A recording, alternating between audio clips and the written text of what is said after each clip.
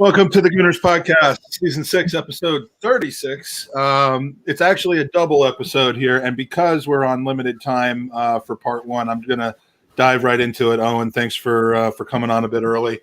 We have with us today Gav, aka Shewar. Gav been on the podcast a few times before.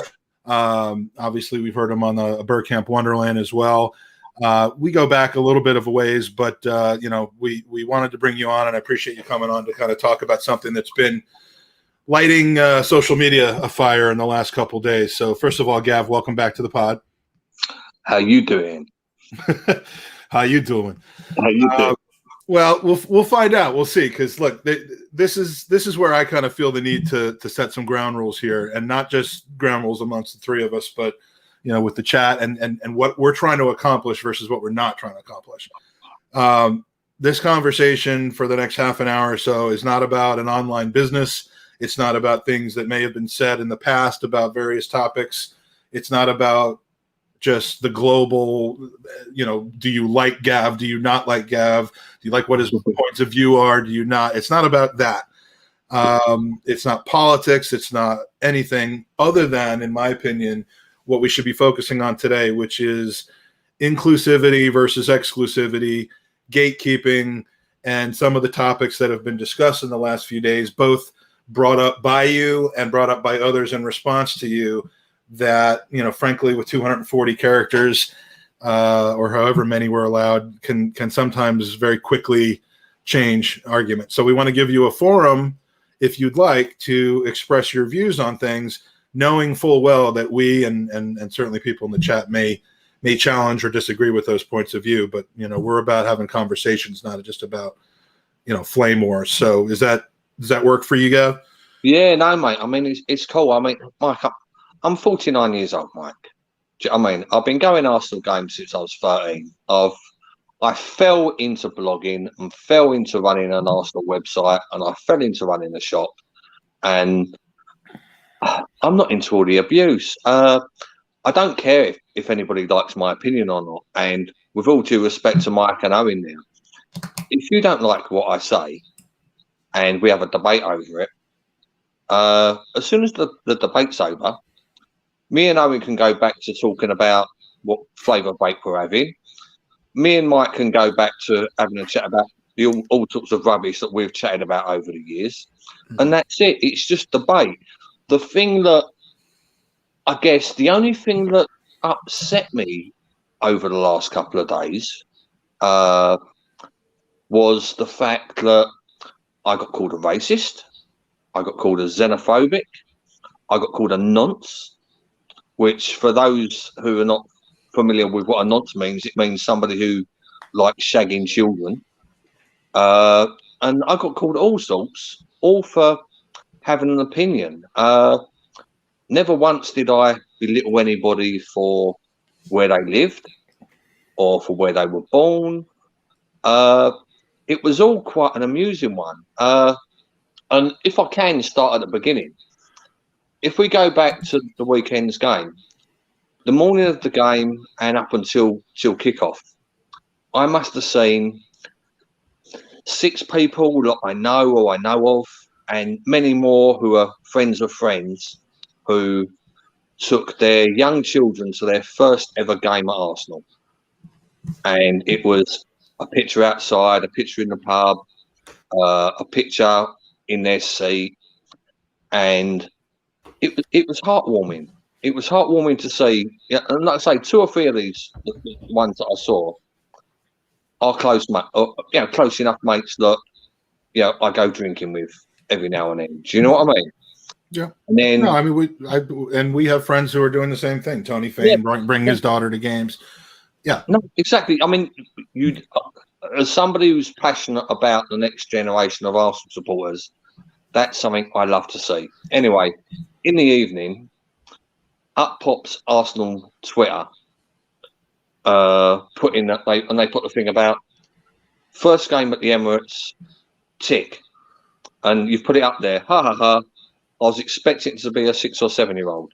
Now, at that point, I had no idea who the fella was that Arsenal had retweeted. I had no idea whether he was English, Irish, French, Spanish, American, or whatever. I had no idea where he was from.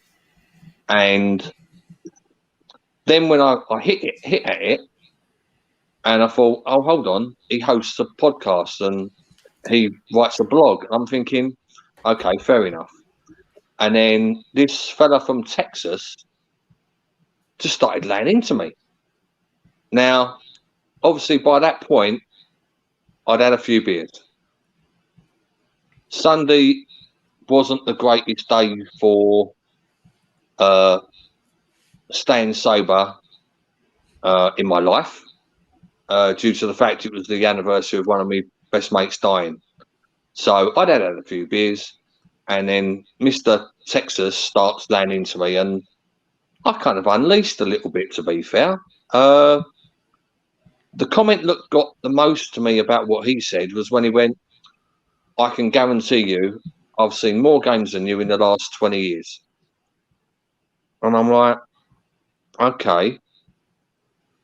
But that isn't exactly what he said yet. He said there's no way that you've seen more games than I have because I've seen every single one of them. And I'm sorry to interrupt you, but the thing about I can speak as an American who sometimes has felt, I mean, even Ian Wright has made comments that I think he regrets making, but it's a constant narrative for Americans, and you know that we don't know the game, that we don't. So there is a defensive nature to a lot of people as to how they react to comments that bleed into the questioning of whether we are lesser than or qualified to do A, B, or C.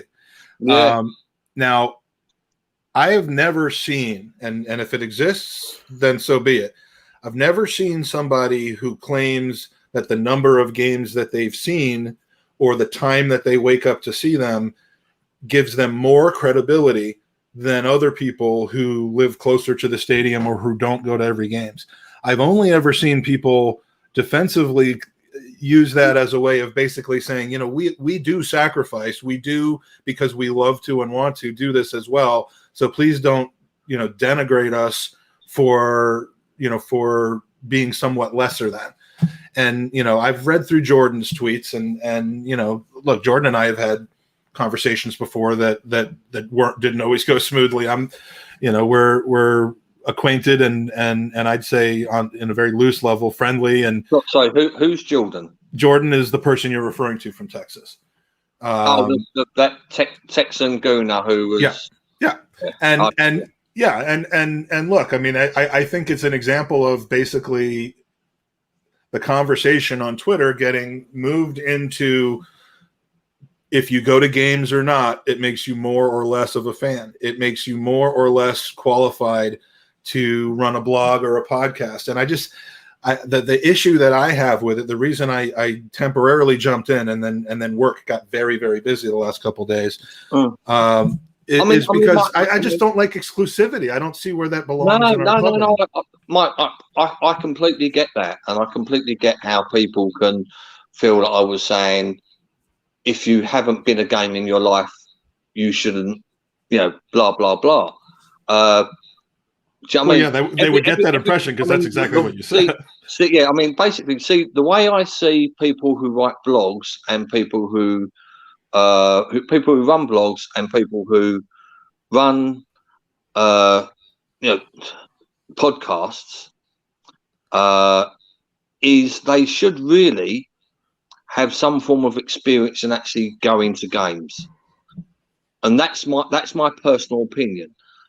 If people want to tweet about the game itself or whatever, and if people want to give their personal opinion, then go ahead, do it. I don't care.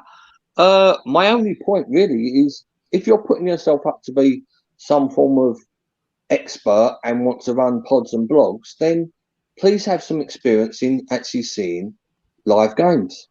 And that's like it's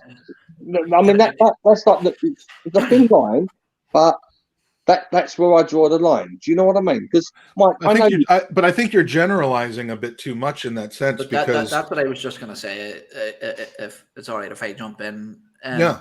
I think from both parties there, referring to yourself, Gav, and Jordan, I'll be honest. I'll be go from the outset. I actually think that I didn't really have a problem with your original tweet reacting to the video.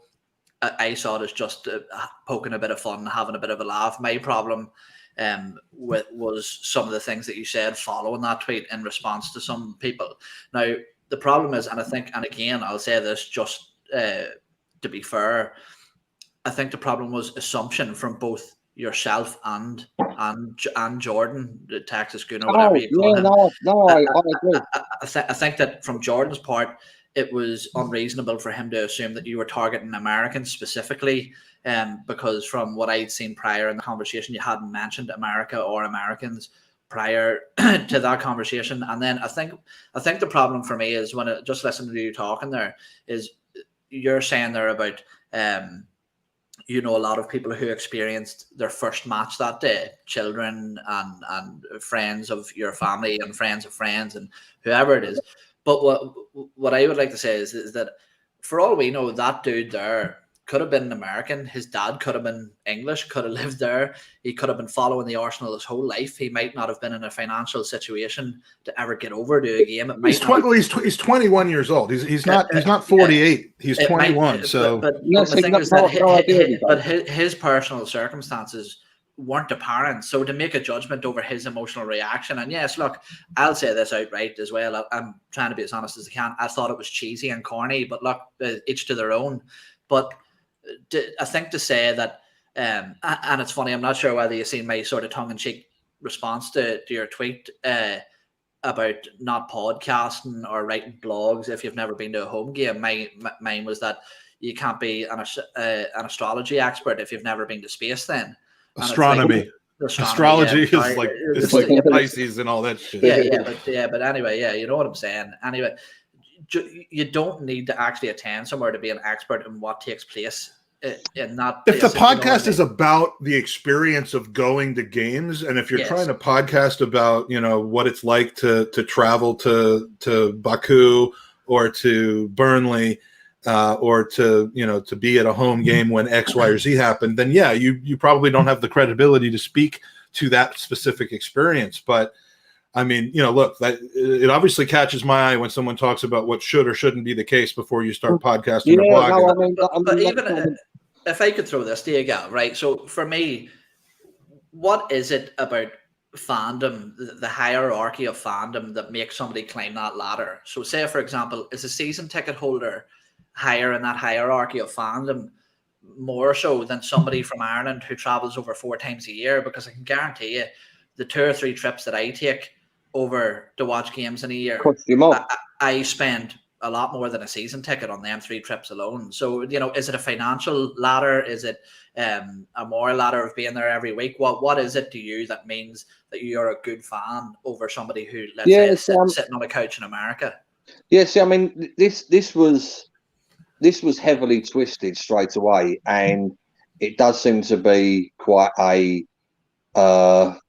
almost like a chip on the shoulder event at times, where people, rightly love Arsenal, rightly watch every single game, rightly get up at 4 o'clock in the morning, and there's almost like an entitlement that they feel they're equal to people who do exactly the same from London.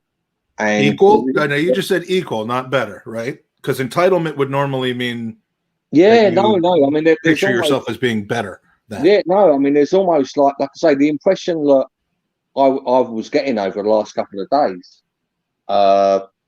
was there was almost like an entitlement that, hold on, but I get up at 4 o'clock in the morning to watch a game. I'm as equal as somebody who goes home and away every single game in the UK. And unfortunately, whether you like it or not,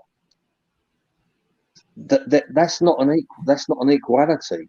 I mean, if we go, I just wanted to make a point on what we said about the cheesy video that fella put up. If you do go back and read his tweets, he did do it just for hits and clicks.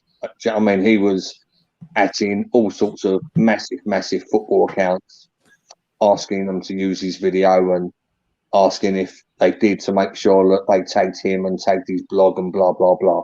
So it was which puts that in a different perspective than some of the other things that I've seen, such as our friend Jessica, who had a truly non-staged emotional reaction in Charlotte when she saw the team for the first time. I mean, it's okay to distinguish those as being different from each other and to point out the kind of.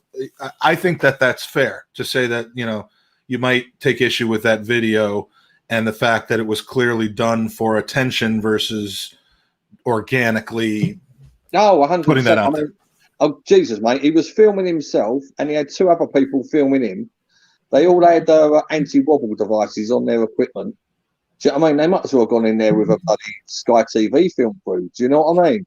It was so staged, it was unbelievable. The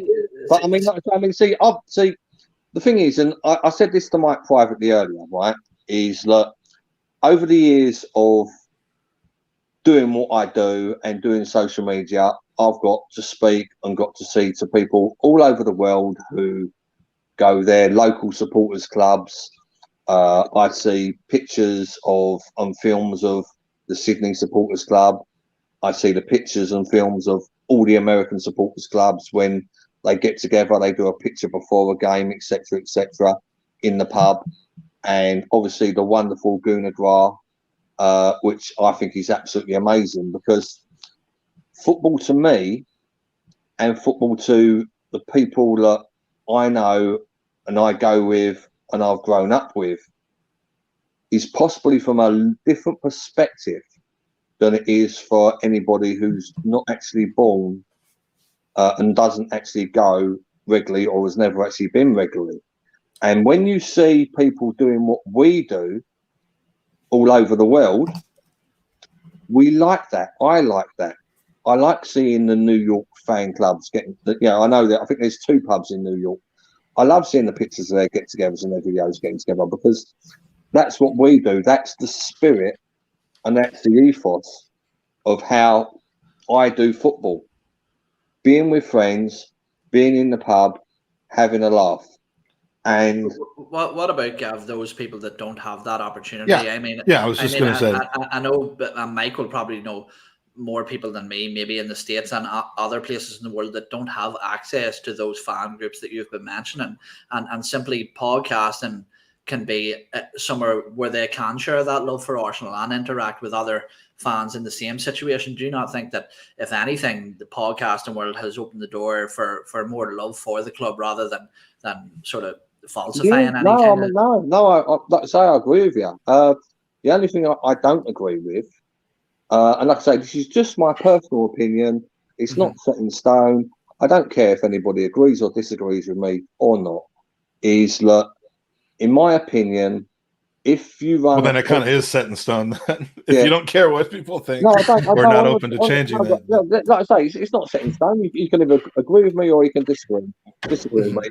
I'll be honest with you, I have not lost a single night's sleep over this. Right? If you have never been to a home game and you portray yourself as an expert by writing blogs and by hosting podcasts, to me, nah, it's just not for me. Do you think, Gav, that Arsenal, not football in particular, but Arsenal in particular, has become over commercialized and over Americanized? No, I mean, I do feel unfortunate. I do feel at times that the actual Twitter account can highlight stuff from around the world more than it does from the actual ground and people actually in the ground, which is basically the fact that A, we're owned by Americans, and B, the fact that the club are trying to grow their global fan base. The club themselves can often see the fans that go week in, week out as it's been, I believe the quote is legacy Gooner. People that feel have been doing it all their lives because their parents done it all their lives and their grandparents done it all their lives. And in my case, my great granddad was going games. So they almost you're seventh generation, which is a great situation to to be born into, but not everyone has that. And I agree. I agree, Gavin. I've said this to the club. I've said this on the podcast many times. The club does not do enough to recognize and value and cherish its local game going supporters. They don't. They as David Ziegler pointed out on Twitter, they could do a lot more to recognize the Arsenal Supporters Club. Do you know what I'd like to see, Mike? Do you know what I'd like to see? Right? I was one of the first junior gunners. Right? I was one of the first junior gunners, either the first or the second season that started back in 1986. I've now got 2 junior gunners of my own. Right? What I'd like to see the club do on every match day is when a junior gunner's going their first game, have a little event for them for half an hour at 1:30 or at 2:00. Have like a photo opportunity with an ex-player or with a player that's injured. Have Gunnosaurus there, take a few pictures, and then put it up on the social media with this lot, their first game. And that would be heartwarming. That would be heartwarming, and that would be an absolute brilliant thing to do. And it, like I say, it would literally take half an hour of the club's time to do something like that every single game. And because obviously last year with the lockdown and everything, at the moment you're getting more and more kids having their first games this season because there's been almost 2 years since they could have gone. So that's what I would like to see the actual Arsenal Twitter account and the actual Arsenal social media to be doing, because and that's a valid point.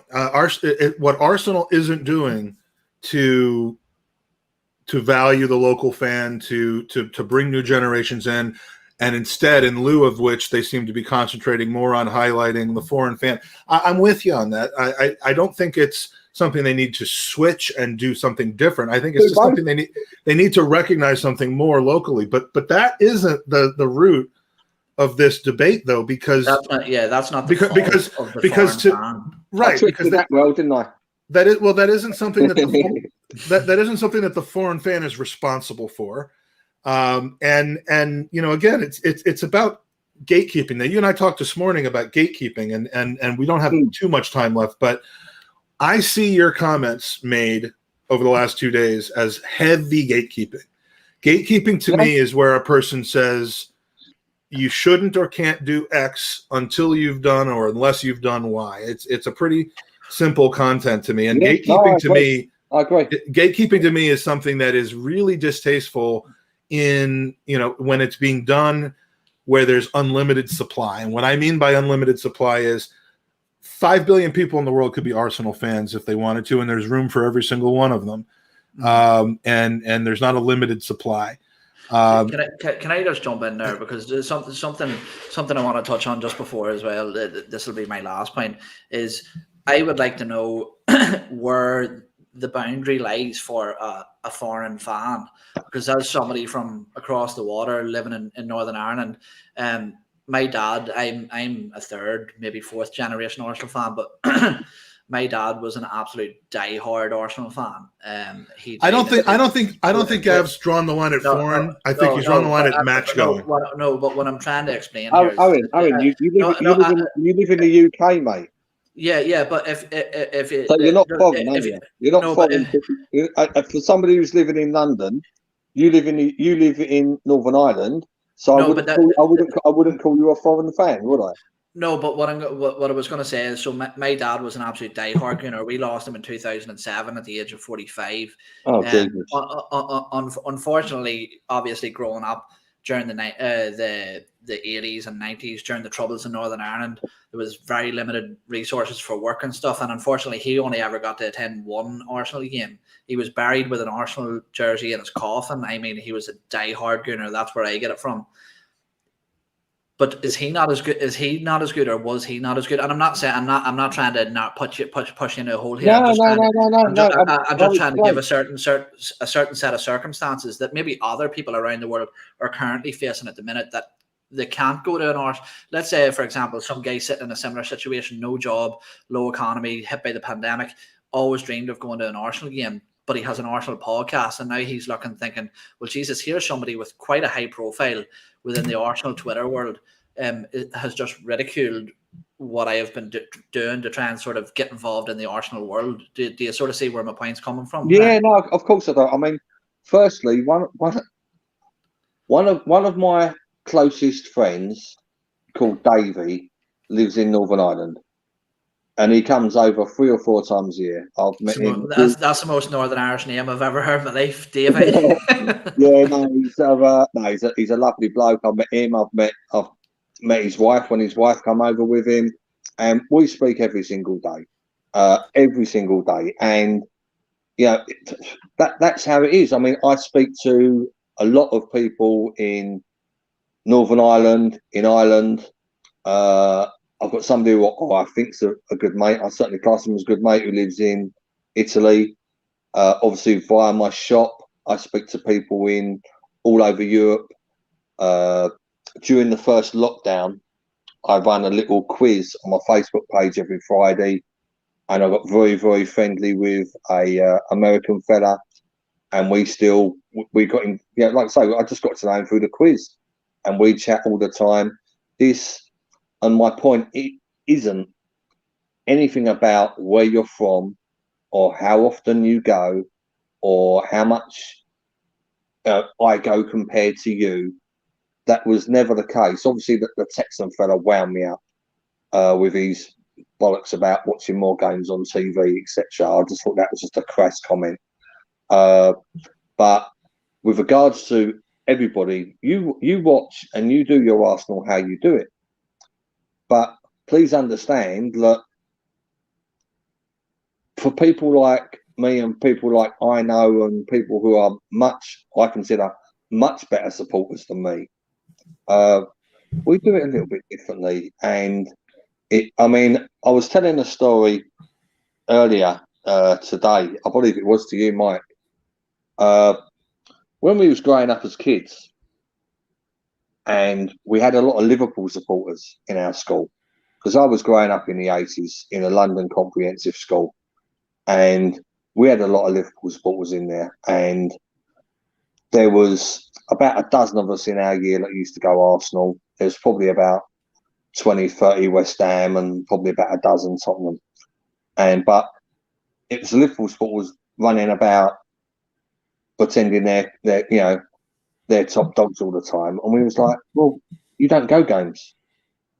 You don't go games. And that was our banter from school. And then you fast forward to when I first went on the internet, which was 1998, and I was on America Online, AOL, and they used to have a football chat room. And I've still got friends that I met through that football chat room. I actually introduced 2 people who've now got 5 kids through that. But the common insult on that was, you're an armchair fan. You're an armchair fan. What do you know? It don't care whether you're a team one. If you weren't there, it doesn't matter. And that's the sort of banter and debate that I've grown up with. But obviously now, but things evolve and change, Gav. No, I mean, I know. the globalization of the game over the last 20 to 30 years. Well, the TV has, Mike.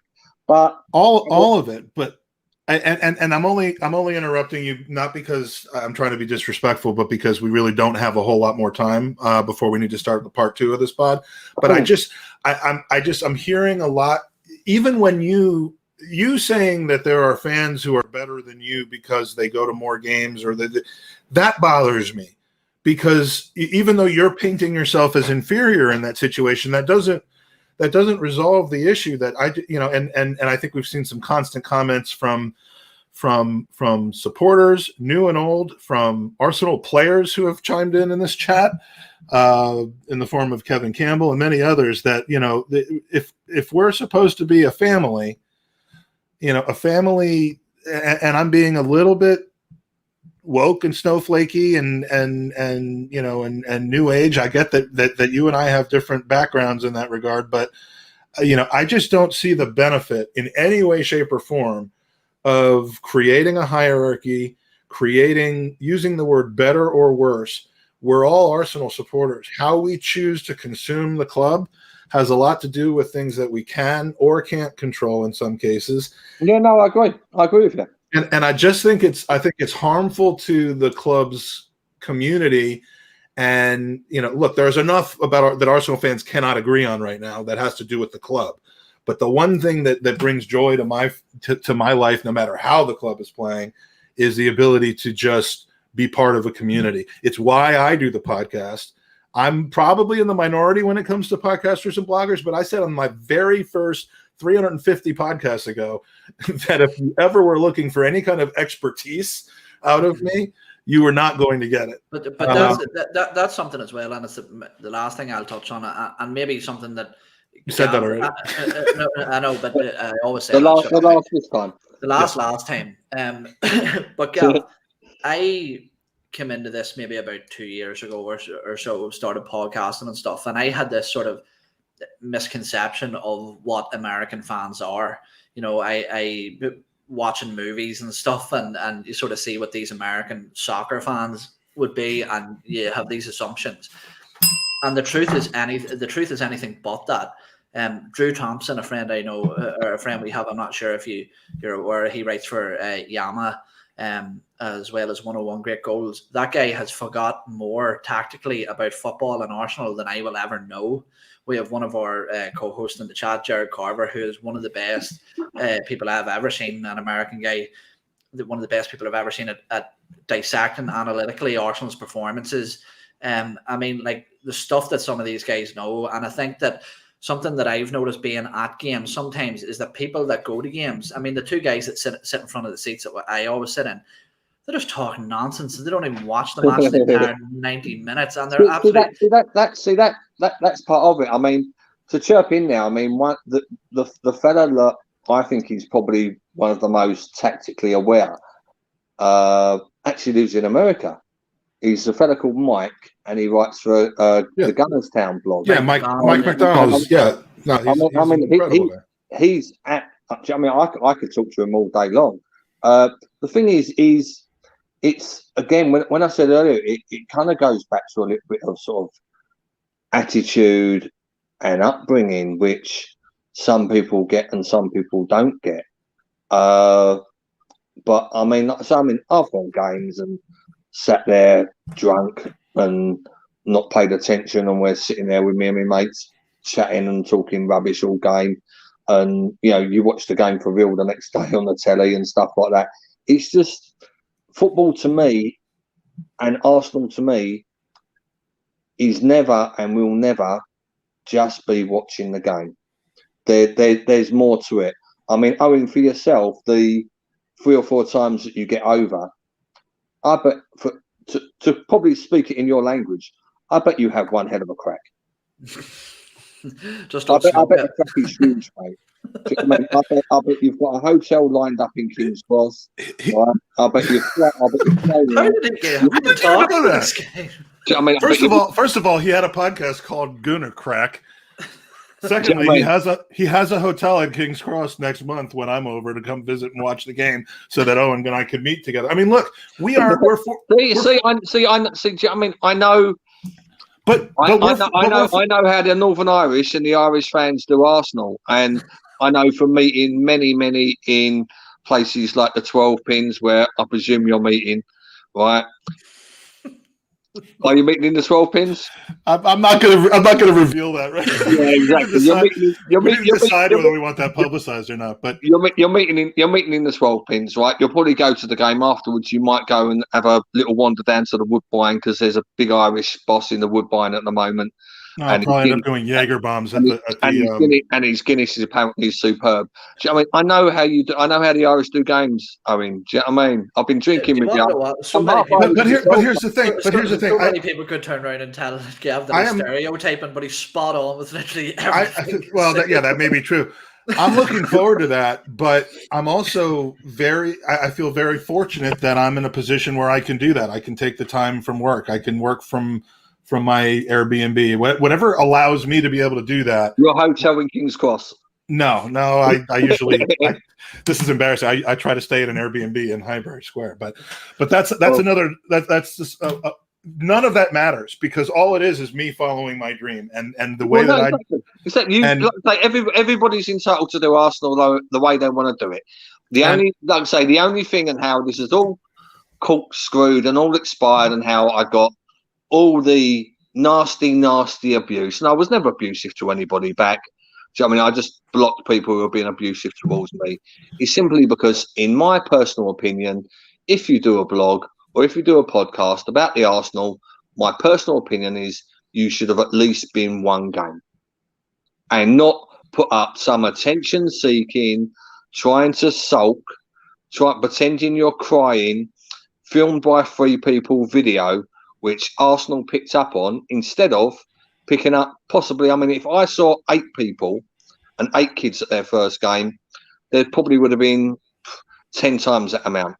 So I think that viewpoint should be aimed at Arsenal and not at people who do podcasts and not at people who do blogs, who in your mind fancy themselves to be experts and don't always fancy themselves to be expert. That's a bit of a generalization as well. So, it's the most unexpert expert of everything. Look, yeah, I mean, if you, I just, again, my issue with you is not that you have an opinion. It's just that I just don't see the benefit to anybody in any way, shape, or form to run comparisons. I ain't changed, mate. I've been giving this opinion for years. Do you know what I mean? No. You're talking to somebody that in the late 80s, early 90s was drinking in pubs with Scandinavian fans who have been coming over for generations now. Because, like I say, the first, obviously, apart from, I mean, I will say it, I'm half, my grandparents on my dad's side were both born in Ireland. Do you know what I mean? I'm entitled to an Irish passport, apparently, right? So, I mean, that's how it is in Islington. Do you know what I mean? Islington is a mixing pot of Italian, Irish, the Windrush generation. If anybody ever saw me at a game, right, and I'll give you, this is the God's honest, right? A normal game, I'll go there with a fellow who's Italian. We'll meet a couple of Moroccan brothers with my northern mate and his kid, and a couple of fellas from Surrey. You should form a boy band. That sounds like oh, don't, mate. Do you know what I mean? It won't be boys to men.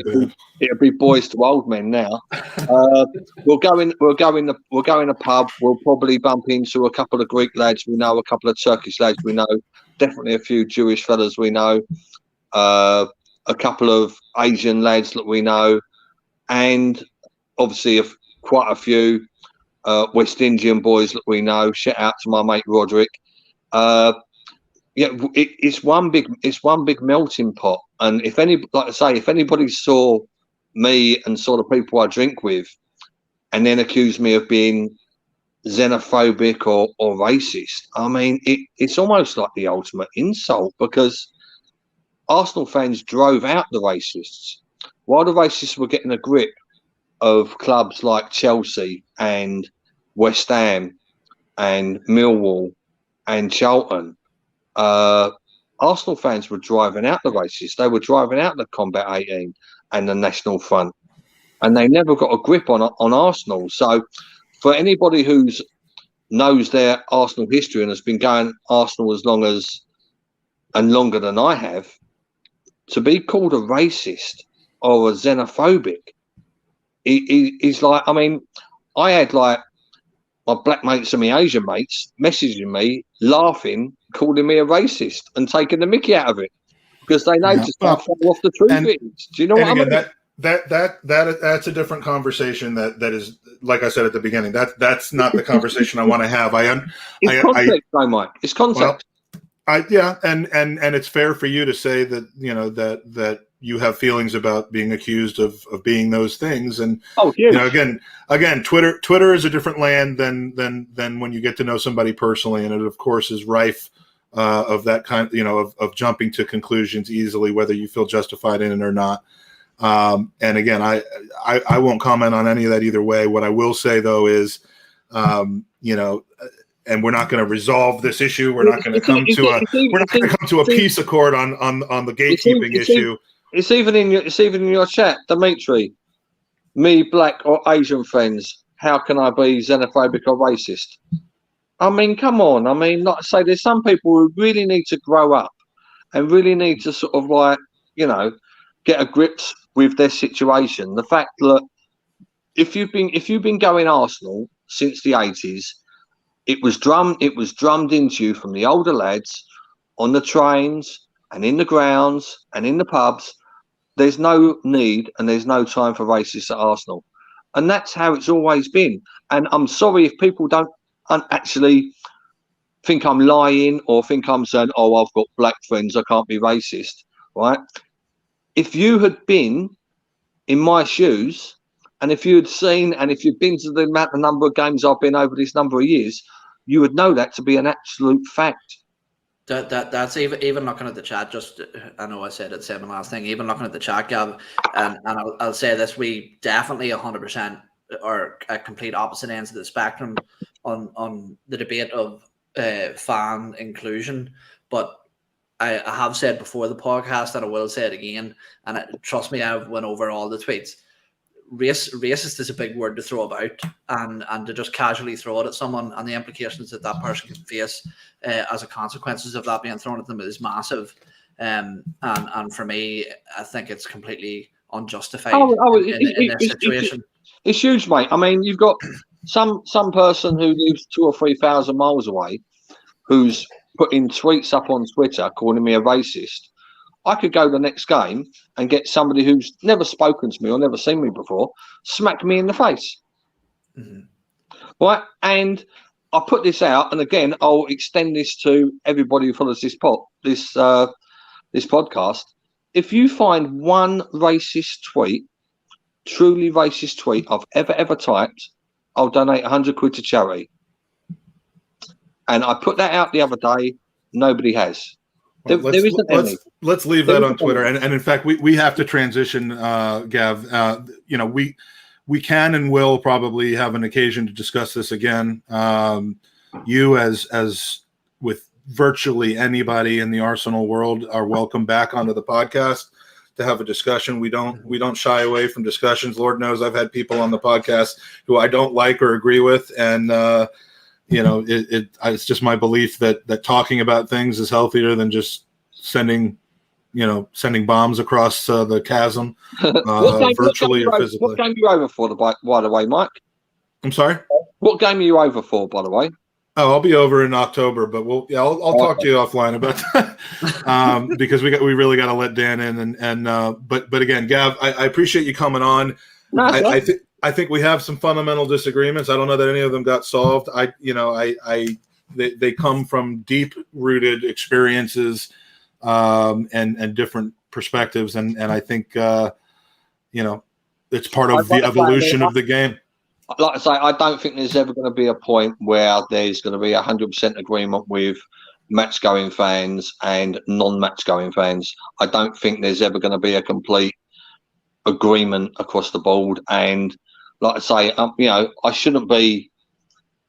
I mean, Jesus, I sell Arsenal-related merchandise, so I should be completely down the line and not controversial. But I can't do it. I started off with my last. I'll finish with it. My last question for you, and then we're going to switch over. Do you have any? I mean, I know you have your opinion. You don't apologize for your opinion, but you mentioned something that was not contextual earlier in your Twitter, which is that you had some things going on in your life on Sunday that I almost heard you say you may have regretted some of the things you put out there. I mean, is there anything you want to clarify or take back from your stances on Twitter? And I realize we're not giving the same opportunity to the people on the other side of the discussions, but you're on the pod right now. Is there anything you want to say? No, I mean, I'll tell the truth. 2 years ago on Sunday, one of my mates who we was mates since we was about 8 years old, we played at school. We went Arsenal games together when we was young. He joined the Paras. He fought in Afghanistan. He he ran a record shop selling blinking records. We had some mad nights at raves. He was an adrenaline junkie who took no shit off anybody. And he loved his motorbikes. He loved his fast motorbikes. And he was always going out to Spain, doing track days out in Spain. And 2 years ago, Sunday, he went on a track day and it didn't come off too well. So on Sunday, obviously, Arsenal game, plenty of beer. In normal circumstances, if I hadn't had that sort of emotional thing, I would have just laughed at that Texas fella and not bothered biting. But it was a bit of one of those days. And sometimes you just think to yourself, my mate Gary, he took no shit off anybody. Why am I taking shit off somebody who's trying to make a mountain out of a molehill and trying to create? So I just gave it back to the fella a little bit. But if I was not in an emotional state and if I was not as liberated as I was, I would have possibly sort of looked at it and thought, you know what, I'll give this a pass. Because I see lots of stupid stuff on Twitter that people retweet. And I just give it a pass. I didn't bother. But like I say, Sunday was one of those days where it was, you know what, fuck it. You want to give me shit, I'll give you shit back, mate. So it was one of those. And I don't regret it. And I stand by my words like a man does. And that's it. All right. Well, Gav, I appreciate you joining us, and we're gonna talk some football now. But have a good evening. I appreciate your time, and we'll talk soon. Yeah, no, mate. I'd like to say I appreciate the little chat we had earlier. I appreciate you inviting me on.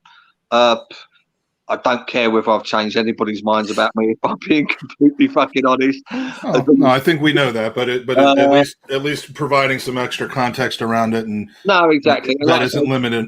Exactly. People can form opinions that are maybe a little bit more informed now, and by informed, I don't mean different. I just mean informed. Yeah, no, exactly. And when you two boys are over, like I say, if you want me to pop in and have a glass of vino with you, I'd be more than delighted. All right, mate. Appreciate it. Take care. Take care. Right, bye. Oh. I am so sorry to keep you guys waiting. Lee was in here 4 hours ago, just waiting for us to get started. No, and he's just, he's eaten 5 meals and had 16 beers and done a couple podcasts in the meantime. So, thank you to the chat for tuning in. We obviously added that at the beginning of what was our normally scheduled podcast based on the timeliness of it and my conversation with Gav. But we got a couple of proper Arsenal fans with us today who go home and away. I mean, these guys, I aspire to be these guys someday because, these guys are proper. But no, guys, how you doing? How you doing, Dan? Been good? Good, man. Yeah. Been a while, Mike, to be honest, man. It's nice to come back on and see you both. Hope you're well, Owen. Oh, well, I'm sitting here with this bastard, so not very. as well as could be expected. Lee, how was dinner tonight? yeah, very nice, very nice Italian. Michelle's mum's 70th birthday, so was lovely. So very, very nice. I'm sure they're thrilled about you doing multiple podcasts on her birthday. No, just listening to Gav there. Like, Gav doesn't follow me. I don't know if he likes me or not because of all the AFTV stuff. He can be a bit controversial, but every time I've been on a pod, I quite like the guy. I don't know if he just seems like. This is something I said before we actually went live, and it's the simple fact that regardless of an opinion that somebody holds over one specific subject, you can't form an opinion whether you completely like someone or completely dislike them just because their stance on one single subject. And whilst I completely disagree with Gav on that subject, he seems like a decent guy. Like, you put it like this, he'd be a good laugh to have a pint with that bloke. Well, it depends on who you are and what mode you're in. I think if you're in the mode of, I'm trying to immerse myself in Arsenal culture, I want to have beers and talk about the history of Arsenal with people who have had it in their families for 125 years. or 85 years, whatever it is, Gav's going to be near the top of the list of people who can share those experiences with you and so on. But that's not what everybody's looking for in their Arsenal consumption. I mean, if you're someone who wants to go to a pub and talk with people and not be judged, sorry, Lee, and not be, and not worry that they are going to be accepted or not accepted, or fulfill a particular barrier of entry into some sort of social club, then no, I don't think Gav's your guy. And so I tend to enjoy the first, but relish being around people and being able to also be the second of those things, if that makes any sense. I mean, I enjoy some old school discussion. I mean, my God, some of the things that we've talked about, Lee, over the time, I mean, it has enlightened me and made and increased my enjoyment X% of being an Arsenal fan. Same with Trev and Hoggy and even you, Dan, given your young, well, I mean that given your young age, not any other, level of judgment, but I enjoy that. It adds a lot, but I also enjoy going to the pub, our local bar, where there are people who range so, differently in experience, duration, what they've seen, what they know, why they got into the club in the first place, and hearing opinions that might not be as informed, but are every bit as entitled and interesting and discussion worthy. So, I mean, I think if it depends on what you're looking for in a conversation or in a mate or in a podcast, if that's going on. But speaking of podcasts, you guys have. Well, did I? I don't want to move on without Lee. You look like you had something you wanted to say. No, I was just going to say, I don't know about how you guys feel, but I love different people with different opinions of Arsenal. You know what I mean? Like whether they like certain things. There's a lot of old school fans that don't like the new generation of the way the fans are, i.e. podcasts, i.e. fan cams and whatever, fan channels, whatever you like. I love talking to those guys and hearing their opinions, because, whether you think they're right or wrong, I respect their opinions, and not everybody's going to get on and everything like that. You know what I mean? And I think, like, there are. Me and Dan know exactly what we're saying when I say that. There's people that are on Twitter that are completely different when you actually get to meet them on the social medias and things. There are like people that. on WhatsApp who are completely different when you meet them in person. We know there's a couple of them that we know. It is incredible, and then when you actually meet them, we're talking about Andy Nunn. No. You when you actually get to meet them, you think, Mike, they're completely different, And that's what I'm really worried about at the minute, because I'm meeting Mike obviously next month while we're over. I'm sure we'll probably meet yourselves as well. But I'm really scared that I'm getting reverse catfished. I'm going to turn out and Mike's going to be like an extremely good looking Greek man or something like that. And here, speaking of being catfished, okay, I've got a bone to pick with you judges. How's your mum? Oh, yeah, that's right. So I spoke to her, and I was like, it was before you had responded, I was like, Lee Judges has definitely fucked my mum. Didn't we talk about this on Ryan Fletcher's 24-hour podcast? We did, yes, but for our own audience. Okay, so essentially what happened was, it was my dad's anniversary, and I put up a picture, and Judges sends into the WhatsApp group, "Who's this girl?" Which everyone knows that's like bro code for, Is she available? No, it's happened already. So we're currently waiting a paternity test, DNA test to come back. Me and Judges. So I'm going to call him Daddy for this episode anyway. But was she a nice lady? Was she everything she's a saint? Do you know what? I did. Like, let's get this out in the open. Like, I have not. It wasn't your mum, like that, man. But the woman that I showed you the picture of, it's uncanny, isn't it? It is quite like it was unbelievable. Like, what for the audience now? Like, I don't even think so. I mean, I'm gonna put them up on the screen if you give me just a minute or so. Do you mind if I put up the screen of the other person? Yeah, don't mind. Oh, I wasn't asking you for your permission, though, and I was asking Lee.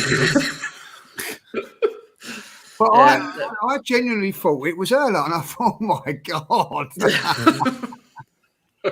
No, my mum's let herself go from back then. God love her. She's aged great. Like, I love the woman. She's a saint, but I wouldn't ride her into battle. She's a lovely woman. So, all right, while I'm working on the logistics of getting these pictures up, and it is creepy because at the bottom of it says, "Owen, who is this woman?" That's what made me so concerned. And what made me more concerned was I asked her, because it was with her at the time that came through. I was like, "Do you know Lee Judges?" And her face got a bit straight. I went, "Oh no." He may have gone by Randy back in those days, but so while I'm getting this all set up, you all have started a new YouTube channel, because A, there's not enough YouTube channels, and B, you guys aren't famous enough. But I mean, I have to ask the question. It's called Lee Judges TV. How long did it take you to come up with that name? Right, What was the thought process? The thought process to this was, right, I didn't want to call it Lee Judges TV. I wanted to call it The Judge, like TV, right? But you Americans over there have got some bloody program called The Judge, right? So we couldn't. I think it's Judge Judy or something like that. Right, down to you Yanks, right? Meant that I couldn't do that. Plastics, plastic. I mean, just say plastics. We know that's what you meant. So that was the end of that, and then someone said to me, which is very, very important. I think it might have even been Harry. I think might have said it. Went it down and said, "Look, if you've got to keep it to your name, because it will get more. If you have a name and you do, yeah, it was more interaction with the name, and we didn't want to go down the route of just it being Arsenal related stuff. So, like, by doing, I wasn't expecting such a thorough answer to this question. Well, you know me, I'm thorough. I am now a professional on all this sort of stuff. You won't get me messing up names today and all that. Like, I've done an education. I'm actually on a investigation journalist course next week. So, like, all these things are happening, So, jeez, man, the guy came over to the States specifically just to try a Baconator because I've been talking to him about it. So I will say that Lee doesn't, he's not half-assed. He goes for the experience. How come? I mean, there's no potshub.com or JudgeTube or arsenal.hairless.co.uk. I mean, none of those other options are available. Do you know what it says? It says it on the tin, and I'm going to say this now. It's been quite successful. So up yours on the name, right, and everything like that. Well, once you finally got through the summer and got to where your face was popping up on AFTV constantly, it's been off the charts. And yeah, I mean, look, you guys aren't just doing the same programming either. One of the things I like about channels, and I always talk about it, I try to do it on this channel, but I don't have the bandwidth to be able to do multiple pods in a week. And I mean, but what like Sophie does with and Kev with the Highbury Squad, and what you guys are doing with your channel is you're bringing different types of content, different levels of of other people coming in, so it's not just the same faces all the time, and I like that. So Dan, I mean, tell me a little bit about kind of what different content is on there, just besides the two of you talking about Arsenal and ending every sentence in an exclamation point. Yeah, we wanted to try and get. I'll go on. I'll let you do this first. Go on. Okay. Yeah. By the way, one of these is Owen's mom, and the other is someone who apparently looks like Owen's mom. I don't see it. Do that again. I will get another picture up. Like, it was the only picture that I could get. Like, do you know what I mean? Why doesn't the chat give us a liking rating, or like how much they look alike out of 10? Yeah, this is like the time that I went to Wendy's and ordered a Baconator from a guy who I thought looked exactly like Theo Walcott. I'm going to get another photo because, like, he's incredibly, they look alike. You know what I mean? Like, I couldn't believe it when I'm not seeing it. You're still 4 years ago, I took a picture. I still think you're lying, Lee. I took a picture of this guy who I thought looked like a dead ringer for a young Theo Walcott, and the second I tweeted it out, people started calling me racist and like whatever that referee's name that got Gibbs and Chambo messed up. I mean, I shouldn't have done that, but yeah, I'm not seeing it there. But congratulations to you for polling them both. So Dan, sorry, you were saying. Like it. That's quality. Don't put words into my mouth. Yeah, man. Listen, it's one of those. It's one of those things where we wanted obviously to do Arsenal content, but we didn't just want to do Arsenal, so we thought what we'd do is bring a couple of bits extra to it. Me and Lee have done quite a lot of kind of days out, events out. Obviously, me and Lee are always on the show together as well. And there's some kind of studio stuff that's been going on, just getting to know some different influencers. So Lee Judges has been kind of interviewing them, finding out about their life and their background and what got them into podcasts. But we've also got some other ideas coming up, where we're going to get some other Rex. Yeah, there it is. Him and his gravel, as he calls it, not a gavel. And there's a lot of content coming up as well with different kind of opposition fans, some quizzes, some other influencers coming on, some ex-players, some famous people. You name it, it's happening. So it should be exciting adventure for me and Lee, to be honest with you. When are you guys doing your 24-hour podcast? Oh, God. Now that everybody's been doing it. Big up for that. I wasn't fishing for a call. I'm just saying, like, that's the new thing now. Everyone's doing a 24-hour podcast, so you gotta get on that. Well, that's your idea. So you started that trend. You know what I mean? Actually, it was this guy's idea right here. Listen, fantastic, and that's what you need to be doing. I think you hit the nail right on the head there when you turned around and said there's lots of podcasts, lots of channels out there. Like, you have to look to do something different and invent things, and by you doing that, look, I think it's a massive compliment that other people are going down that route now, because that shows you that you've been superb in what you've done. Innovative. What's the word? Innovative or whatever, So, yeah, innovation, creativity. I mean, Sophie. We know Sophie is just bursting with different ideas. I see it already coming from your guys' channel. There are no barriers of entry to podcasting, and we certainly haven't figured it out about how to grow an audience. But we're doing it to try to just do something different that isn't the same thing available on every single channel. And when new people get into the podcasting game and they sit there in front of a camera and they talk about their opinions on the game, to me, I'm just like, look, everyone, I'm not going to start gatekeeping. That's the last thing I want to do, especially because we're literally about to talk about a football match. Well, right, but like I think it is, unless you have a following, the only way to really to make sure that people are going to be interested in is to do something different than what everyone else is doing.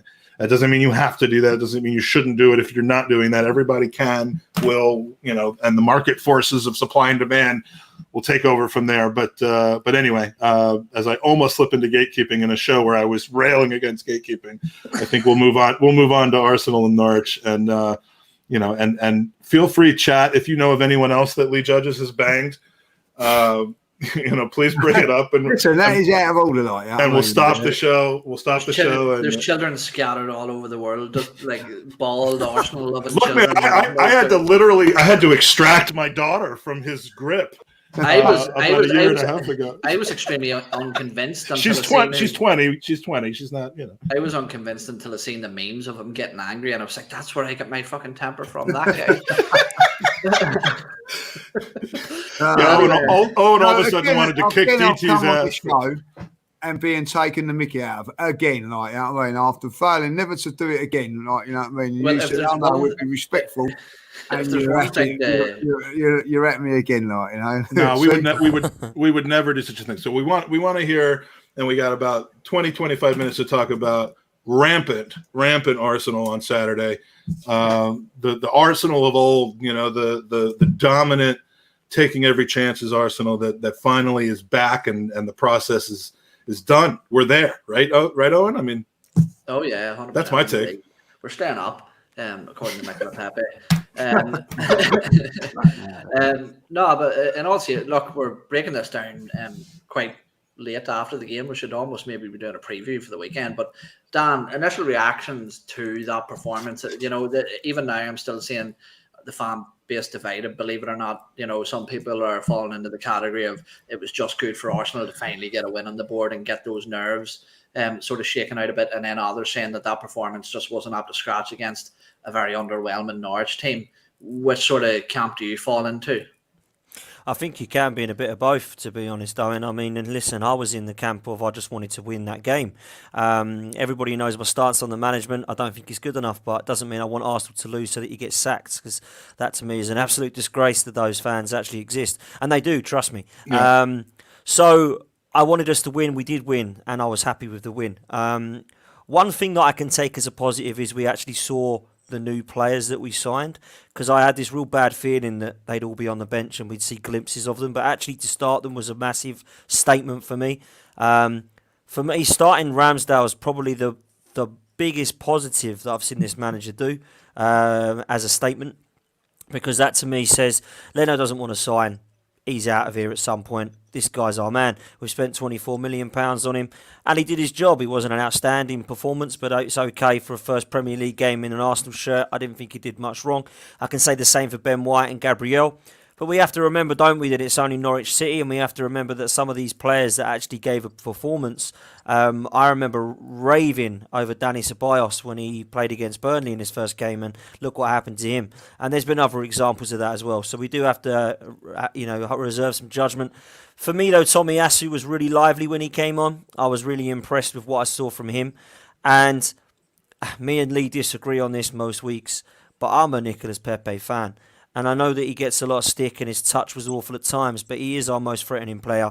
And if it wasn't for him, Arteta would be facing the sack, because it would have been 0-0, because he's created the only goal of the game. So I think Aubameyang looked sharp and there was some real positive performance from a couple of individuals, but we are still lacking goals, Owen, and that is the worrying part for me going forward. It's not so much that we're looking like we are going to concede 4 or 5 like sometimes we did after under Unai Emery and Arsene Wenger, but certainly going forward it's not looking great. Saka doesn't score, Pepe struggling to score, Smith Rowe struggling to score, Aubameyang scored 1 now, that's it.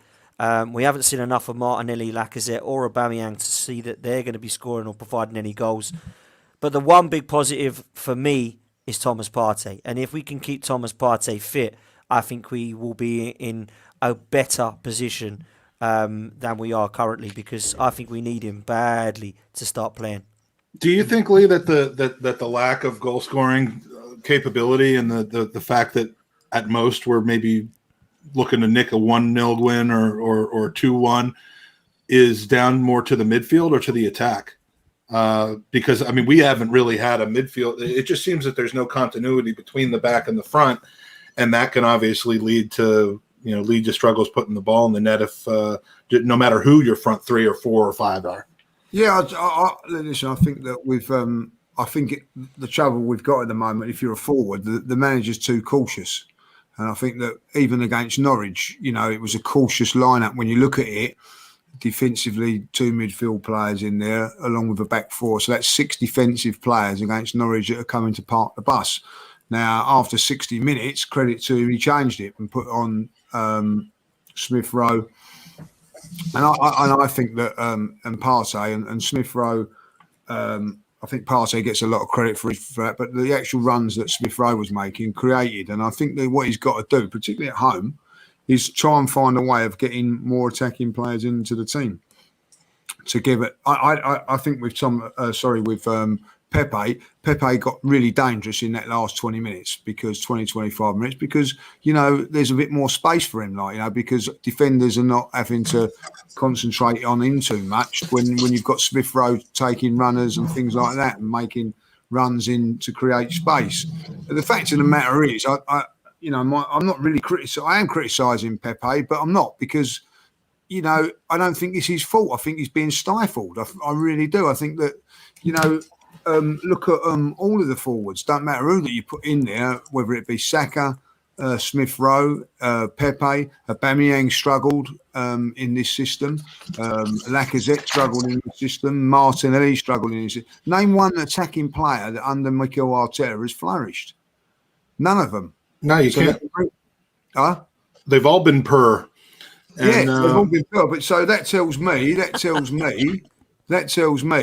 that there's something not quite right, because you look at other teams and look at Manchester United. I know that he's a world-class player, Ronaldo, but he's been given freedom. He ain't worried. He ain't got to get the ball. He ain't got to get chased back and cover his left back, has he? Or he ain't got to come back into midfield or drop into midfield or drop into this when we've got this, or chase the ball. I watched Martinelli the other week running around like a blue-ass fly trying to get cut down space and things like that.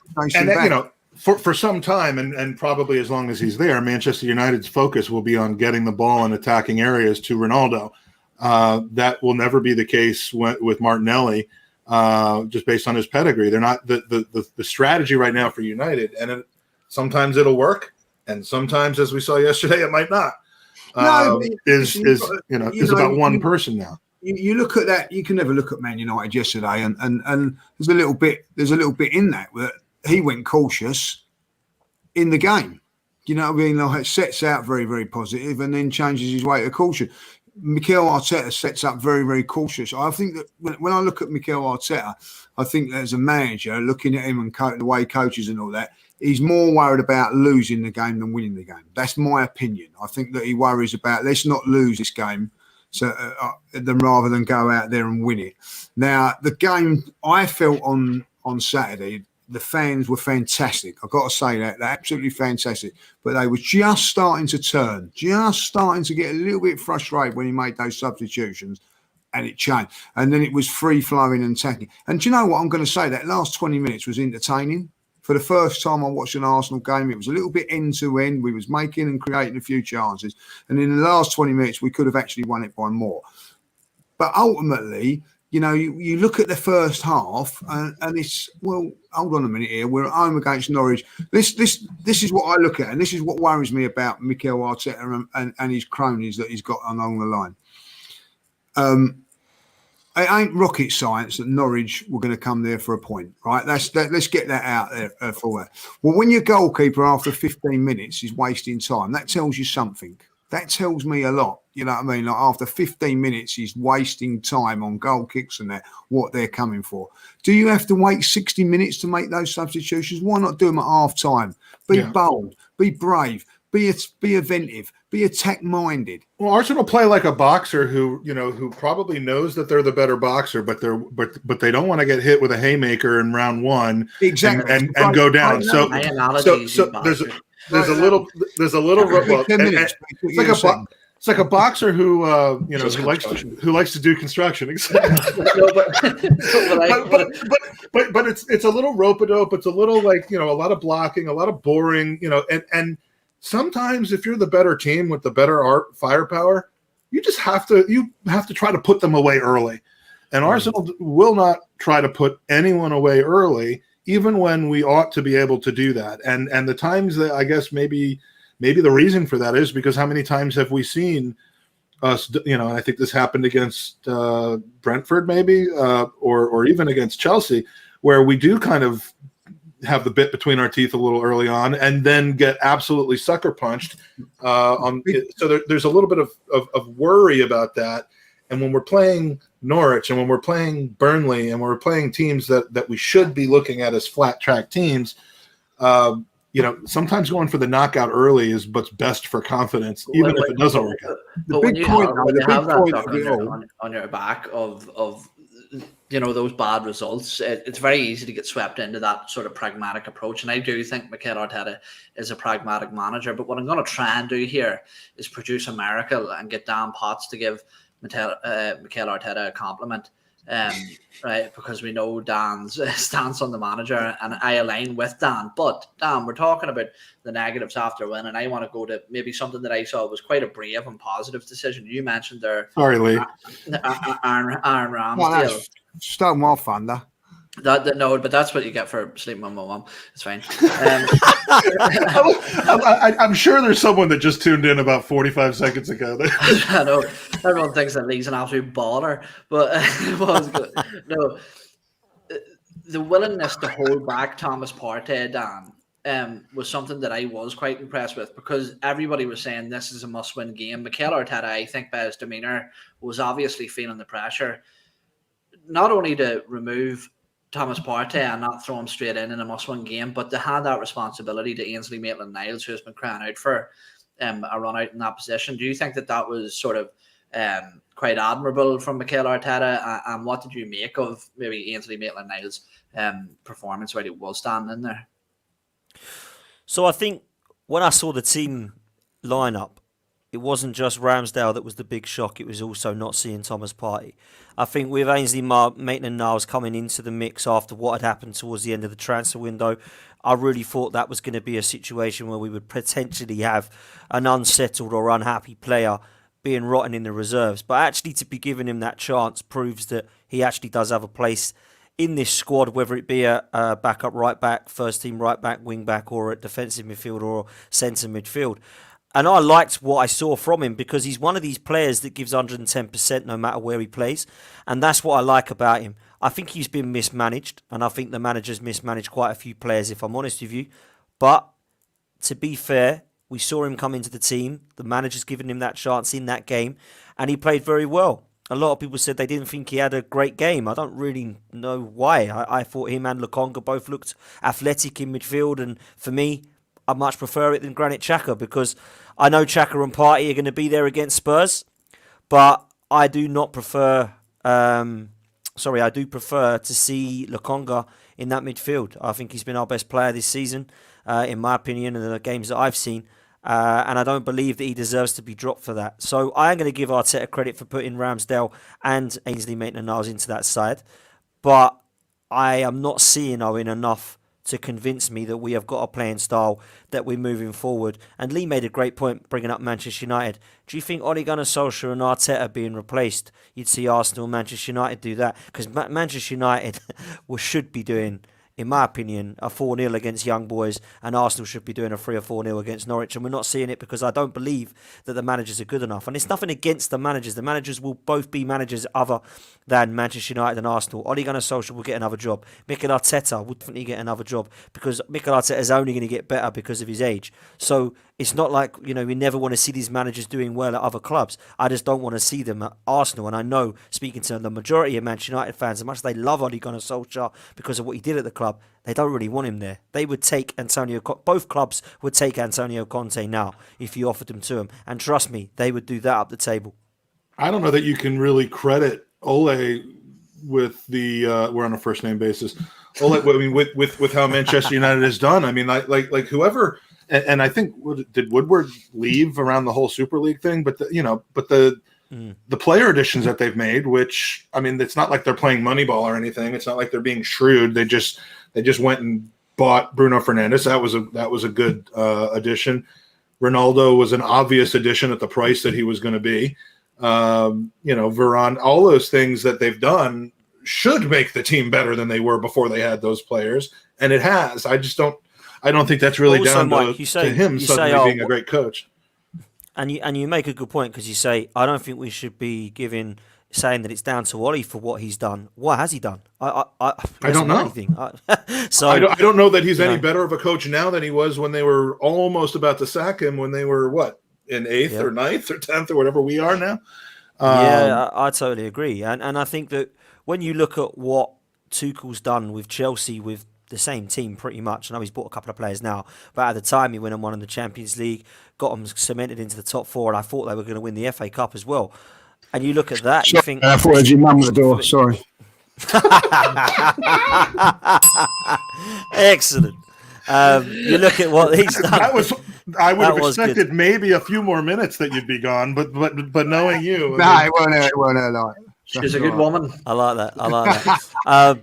So that's me wrapping that up, saying that I believe that the manager has a massive amount to be improved upon, and I think that we can do that quite easily. I think there's a lot of people say we're not going to get Conte. That's fine. It doesn't mean that we have to keep Arteta if things go wrong against Burnley and Spurs. It's not like there's no one else, guys. I'm sorry, we're stuck with him for the rest of the season. There's quite a lot of managers that would be better than this guy, in my opinion, that can implement a style.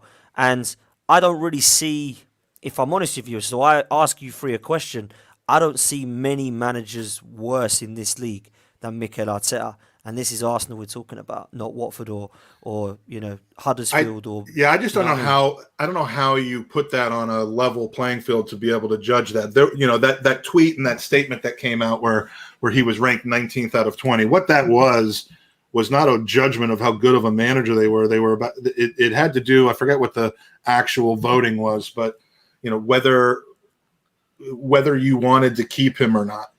And whether you want to keep somebody or not at Norwich is a different decision than whether you want to keep somebody or not at Arsenal. So to say that, that he was 19th didn't mean that he's the 19th best manager. But you very well may think that he's the 19th best manager. I just don't know how to compare because the jobs are so different depending on the club that you're at. The jobs are different depending on the life cycle of the club that you're at. And Arsenal's certainly in a life cycle situation where we are at a low in what we've seen before of a rise and fall situation, whereas 2 or 3 clubs have decided, especially in the last 5 years, but starting before that they're never going to let that cycle happen because they're just going to throw sick money at the situation to keep it from ever happening. And that's Chelsea, United, and City.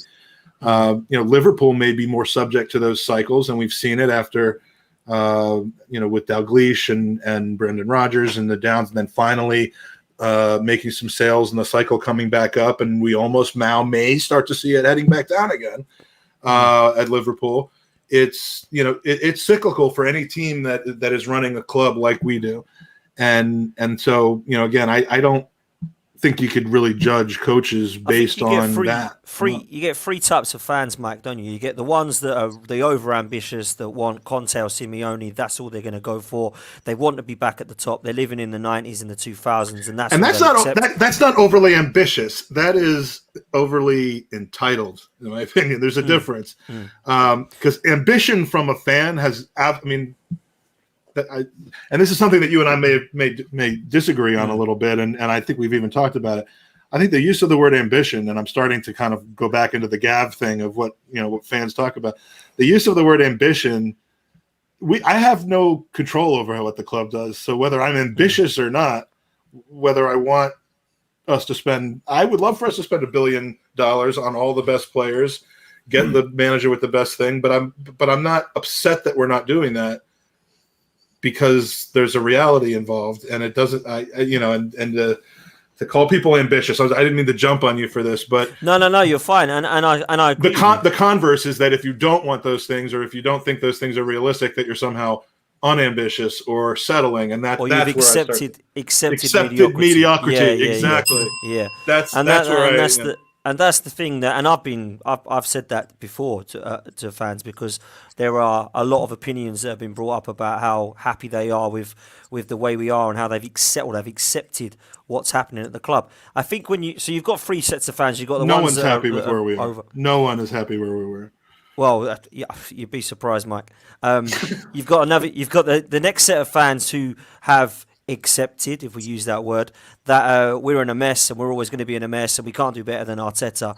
And then you've got the fans that I just don't understand, that 1 minute will laugh at Antonio Conte because he can't come, and then they'll laugh at Graham Potter because he's not good enough. Which one is it? On, do you know what I mean? So you can't win with those sort of fans. So you've either got to be I've accepted where we are at the moment, and I think that we're on a kind of project here, and that Arteta's the guy, and I can see improvement, I can see progress.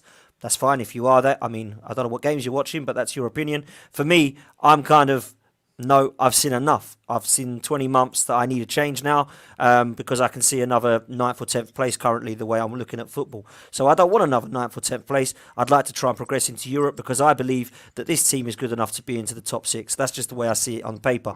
And I think if West Ham are good enough under David Moyes, Arsenal would be good enough under a better manager with much better players than what West Ham have got in the squad to move us forward. So that's where I'm standing it. Sorry, I'm hogging now. No, you're okay. Move on to Lee. I was even going to throw it over to Lee. Lee, I think you're like the majority of fans at the minute where you would prefer to see a change of manager at the minute, but realistically, now that this Norwich result has sort of hit the pressure release valve, with any immediate change coming, where do you see the club drawing the line in the sand and saying enough's enough? Is it if we lose against Burnley and then those lot down the road, or where do you think the the club will draw the line with Mikel Arteta?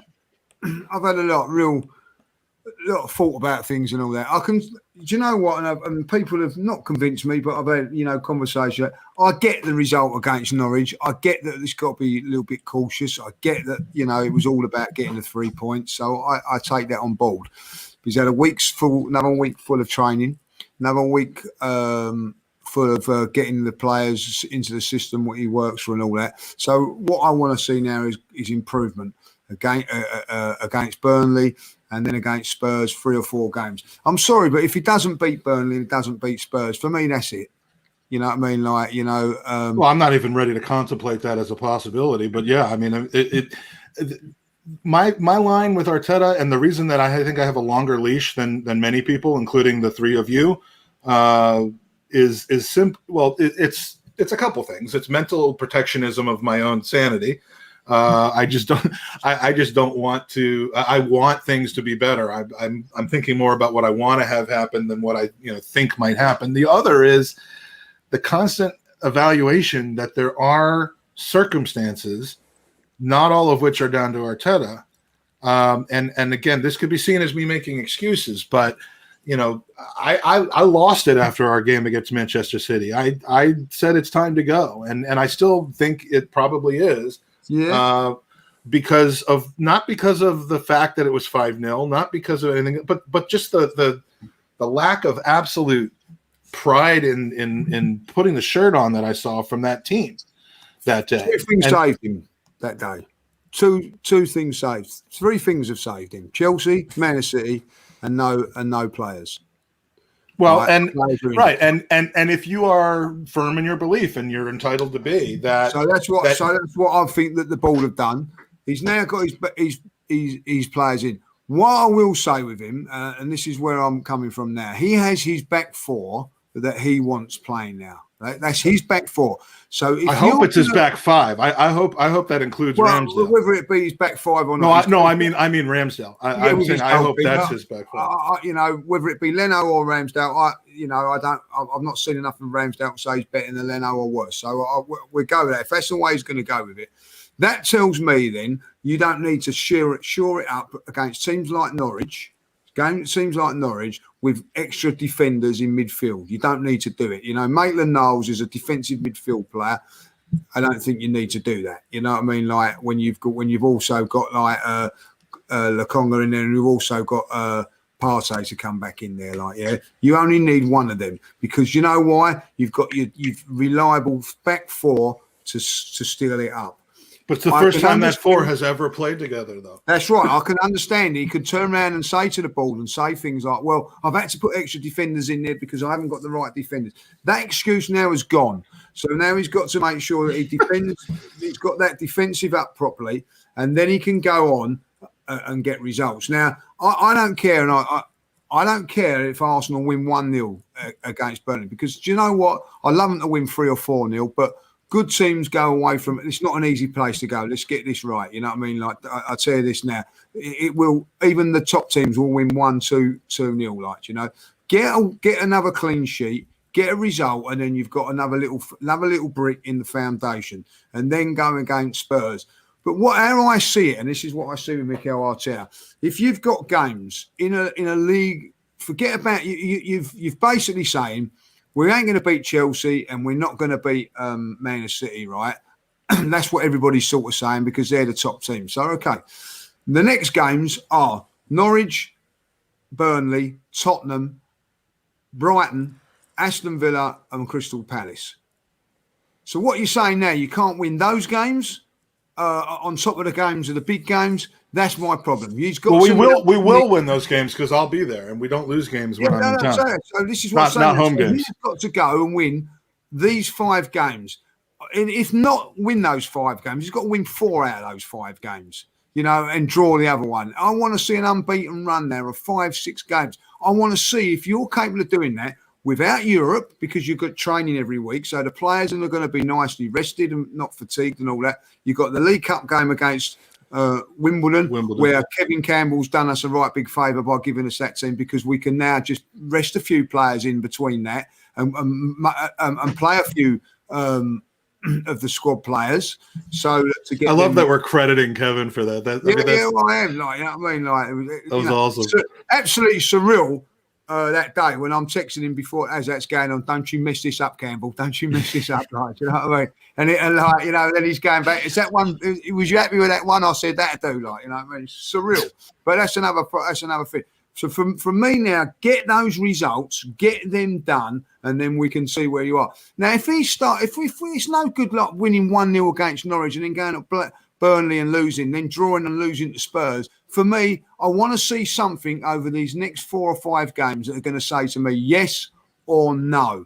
And I don't and there would have been no benefit in us doing Norwich 5-0 like we probably should have, and then coming out and dropping points against Burnley either. No, I think the key for me against Norwich was a clean sheet. That's the key for me. Like, do you know what I mean? Like, key for me was a win. Yeah, of course it is. We could have won that game. Yeah. We could have won that game 3-0, Mike, and the performance still would have. People would turn around and still say the performance wasn't that great, and rightly so. There was times in that game, 15 minutes into that game, you know, you could have gone home or gone and had a few beers and come back at half time because nothing was going to happen until half time. That has got to change. That has got. You cannot go into Emirates paying top money after a 15-minute rush of blood. You know what I mean? Like when the adrenaline's flowing, and when the game settles down, you don't know how to break down a team. That's not acceptable in my book no more. There's been enough time for you now on the training field to know what's going to be there. Also, you put up little alternatives. You know what's going to happen. Like you do a coaching session if you're 1-0 up. You're a coaching session if you're 1-0 down. You're a coaching session when you're 2-0 up. How you play that game. So he's had more time and that to know how to go. So after 20 minutes, you've not broken them down. Right, we try this and we try this. I didn't see that. So I want to start seeing things like that. And we don't know that that's not happening, but it doesn't show in the. Well, it did show on the game because they were clueless. I think the time and we could have said this at any point in the last 12 months really, but the time for excuses is over. At this point, knock on wood, he has a healthy squad. He has players in that have solidified their position. I mean, it's early to say that with Tomasayu, but it certainly seems to be someone who's not going to be replaced in the next game by Chambers or by Cedric or something like that. And so if we can see the same back 4 plus goalie, if we could goaltender, if we could see the return of Thomas Partey, and if everyone can remain healthy, there's no more hiding. There's no more the opponents are better than we are. They spend more money than we are. There's a flat track coming, plus Tottenham, and we have to take advantage of it. And if they don't, there's only going to be one explanation, and that is that he's either making poor personnel moves, like putting Granit Xhaka back in against Tottenham when he's eligible. If Lakanga has 2 good games in the meantime, those are he could only get in his own way. I feel like if he just does what he's doing and lets the team play and doesn't overcomplicate it, one of those unbeaten runs, or 13 points out of 15 could easily be coming our way. And if it doesn't, I think he should absolutely be judged going back to really what we said last year, which is that most people who didn't want to sack him over the summer were going to give him until November, December. And I could still see that playing out. So we didn't really talk about the Norwich game very much in detail, but I think the state of the club and Arteta is obviously the more relevant discussion. So, Owen, anything else you want to add before we? I'll have a bet with you now that Xhaka plays against Spurs. Oh, I do too, and it's going to drive me absolutely crazy. I'd rather bet somebody and me take the side that he plays, and someone else say that he won't, so that I can at least win money in my misery. Because he's going to be the first name on the team sheet as soon as he's eligible to play, and that is the one, not the one, but one of the things is indefensible in my eyes about Arteta. But he's going to do what he's going to do. It's if he dies on that hill, then then It's so on his be head. it. It's on his head, be it, isn't it? Whatever he does now, he's not got more excuses. And we heard a lot, didn't we? I was done after. I was done a long time ago, but I thought he should have been sacked after Villarreal. Didn't happen, and we heard the excuses of the pandemic, and this isn't his team. He needs more players. He's got the players. We've come out the end of the pandemic. We're looking like now he can actually say that this is his team. And he's had a pre-season now, which apparently was another excuse he didn't have last season. So I don't think there's anything more now, and I've not seen enough in these first few games to see that he's going to be safe. I think it's a matter of time. It's not if he's going to get sacked, it's just what game is it going to be, and that could be in 6 months' time, or 6 games' time, or 6 days' time. Who knows? We got the one user question we're going to highlight today is from John Smythe, who will be meeting up with us, I think, for Villa. That Villa game is going to be stacked. It's going to be crazy. I mean, I know so many people coming in from out of town to go to that game, to hang out. I mean, we're going to have to pick a pub, and it's just going to be like my head's going to be on a swivel with all the people Like that we're I going to said, be seeing. as long as the form and orderly line, and we'll sign right. time. I told Owen we'll set up a table at the Tollington or at the Pins, and just we'll have our Sharpies and we'll be ready to go. That's Friday night, that one, isn't it? Mm-hmm. I'm sorry. Yeah, Friday 8 o'clock. Yeah, that's unfortunate that it's that late in the evening, but it'll make for a long pregame. It's just not a really long postgame. But John wants to ask when the Sutton United part starts. Now, Lee, having come with me for Sutton United to watch their game when they were a non-league team, have you been following them at all this year? Oh yeah, I have, of course. Yeah, they're finding it a little bit tough in Division 2 at the moment, but not anymore. Not anymore. They're 2 wins on the trot. They're up to like 12th or 13th out of 24. They are no. They played last night. They played last night. They beat. Who did they beat? I've already forgotten because they beat them. But yeah, so we're definitely. I'm dragging you down there again in October because there's going to Gander Green Lane as a league team. They beat Hartlepool last night. Yeah, Hartlepool were up there. Yeah. So Dan, you're coming. Lee, we have to make a substitution in the group of people that go down to Sutton, a forced substitution, and I won't go into it more than that. But see if they're playing on Saturday. But no, we're going to go because we're 100% go down there. That was a good laugh. That was, and very very enjoyable. So and good football, really surprisingly good football compared to what I was expecting.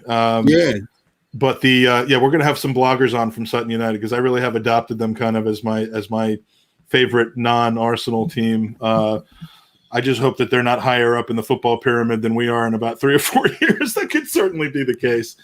Have they still got the old Arsenal lads, Eastman and Deacon, or have they just long gone? Roy Deacon has left, but Eastman is the captain. We've been trying to get him on this podcast because, and it's not as a piss take. I'd love to talk to him about what it's like to have your youth career and break into the border of the first team at Arsenal, and then kind of settle in at a club, and he's their leader. He's their captain. He's been there for 4 or 5 years, pretty much the longest tenured player there, other than maybe 1 or 2. And I'd love to chat with him about it. He chatted with, didn't he? He came in the bar and had a chat with us, didn't he? So it's a very, very friendly club. To be fair, very, very friendly. And all the players come over and spoke to us and all that, didn't they? So no, it was fun, and we'll do that again. We have the bloggers from there, Gandermonium, those folks that that I introduced you to. They'll be coming on the pod about in a week or two just to kind of talk about. It used to be proper non-league football. Now it's hard to. They ripped out the pitch. They put in grass. They're a full-fledged league team now, and we'll see what happens. It's grass. They've gone back to grass now, haven't they? I think they had to in order to be in the football league. They couldn't for some reason. They had to change their pitch for some reason. I mean, I know that there are and used to be like Oldham and Luton and all that. I don't think there is. I think so. So obviously the rule is if you get into the pro leagues, you've got to have a grass pitch. So they've done away with the Oldham. I mean, it was Oldham and Luton, right? Oldham and Luton that used to have those pitches as well. Yeah. Well, anyway, we'll do that when we're there. We'll put some good content out there like we did last time. But gents, thanks for joining us. Hopefully, this is the beginning of a brighter run. Dan, tell us again where we can find you individually and podcastically. Cheers, Mike. Thanks for having us on. Owen, always a pleasure, mate. You can follow me on Twitter and Insta at DanArsenal87. I'm on Lee Judges TV with Lee as well. So if you want to come listen to that, then head over and subscribe. Cheers, Mike. Hey, my pleasure. John, we might not be able to get Wayne there this time, but we certainly did last time. We called it, we were twinning. Yeah, exactly. We were twinning. You can't tell the difference. I had the shit hair and the shit face and the chins. But yeah, we actually took him back to a game at Gander Green Lane for the first time since he left the club in less than ideal circumstances. So that's part of the whole storyline by why I actually love the club now. It's just, it's a weird thing. But Lee, speaking of weird things, I just noticed that you changed your thing to O instead. Where can we find you? Where can I find what street can I find you in? House, you know what I mean? Like you will find me You'll find me upstairs. I'm coming, dear. I'm coming. Jesus, you're quicker than I thought you would have been. Now you can find us on Lee Judges TV or Lee Mark Judges on Twitter or Instagram and whatever. Yeah, and every now and then you'll find me on this pod. Fantastic. And the biggest cameo of the day. Say goodbye, Tanner. Goodbye, Tanner. Come on.